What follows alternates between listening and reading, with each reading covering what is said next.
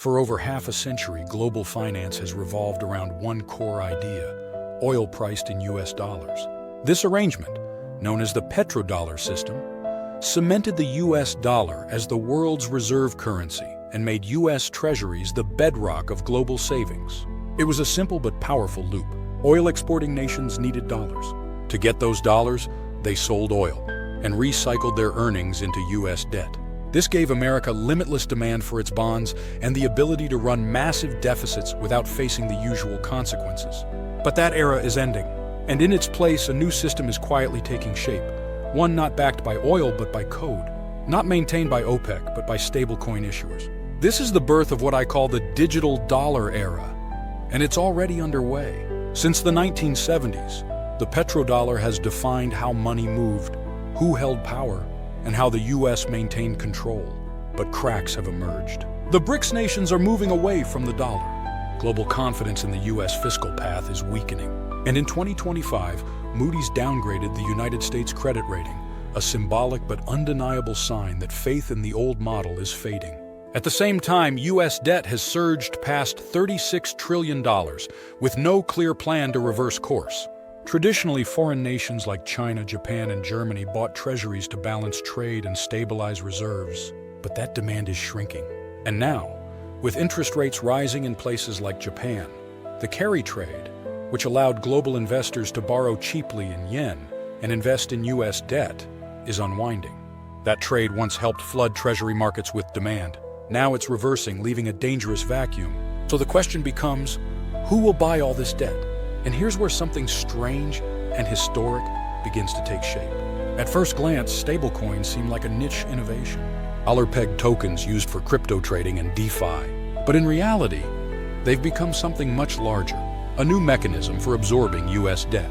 In 2025, the US Senate passed the Genius Act, a landmark bill requiring stablecoin issuers to hold reserves in US treasuries and other safe assets. This isn't just regulation, it's monetary engineering. Stablecoin issuers now function as automated buyers of treasuries, scaling with global demand for digital dollars. Every time a user mints $1 of a stablecoin like USDC or RLUSD, a treasury bill gets purchased behind the scenes. Senator Bill Hagerty said it bluntly: stablecoins will become the largest buyers of treasuries in the world. This is not a side story. This is the new system. Let's talk numbers. Today, stablecoin issuers already hold over $250 billion in US treasuries. Tether alone holds more than $120 billion, making it a top 10 holder of American debt, ahead of Germany and Saudi Arabia. And that number is accelerating.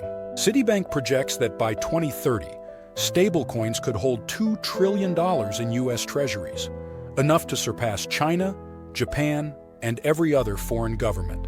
And this raises an even more important question: who gets to issue the digital dollar?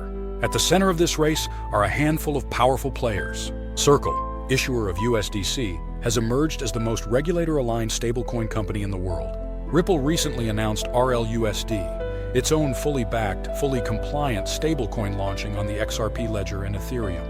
Paxos already works with PayPal to issue PYUSD, and Coinbase has reportedly considered acquiring Circle itself, which would give it full control of the second-largest stablecoin on Earth. These aren't just tech companies. They are financial infrastructure. If the petrodollar was enforced by geopolitical alliances, the digital dollar will be run by compliant US-backed software platforms, issuing tokenized treasuries at scale. Every stablecoin minted becomes a new treasury purchase. Every new treasury helps fund US deficits. This isn't about crypto anymore. It's about reprogramming the entire debt-based monetary system with cleaner rails and scalable automatic demand. This shift is not just financial, it's geopolitical. Last week, former President Trump visited the Middle East, where he was welcomed like royalty. Some called it nostalgia. Others saw it for what it was, a signal. Nations are aligning with whoever they believe will write the next chapter of global finance. The first Bretton Woods made the dollar king. The next version, quiet, digital, and decentralized in form, will keep it there by reinventing it. There's another layer to all of this: inflation. For years, central banks tried to suppress inflation using outdated tools. Now, the goal has shifted.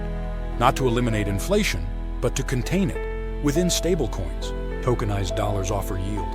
They can be capped, traced, and tied to programmable policy.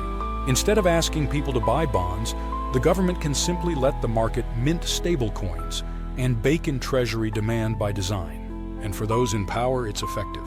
Because this isn't just monetary policy, it's monetary architecture. So where does this leave us? The petrodollar was a system of scarcity, leverage, and geopolitical tension. The digital dollar will run on code, incentives, and programmable trust. It won't feel like a revolution. It'll feel like a software update. But don't mistake quiet for insignificant. This is one of the most important financial transitions of the 21st century. The petrodollar is dead. Long live the digital dollar.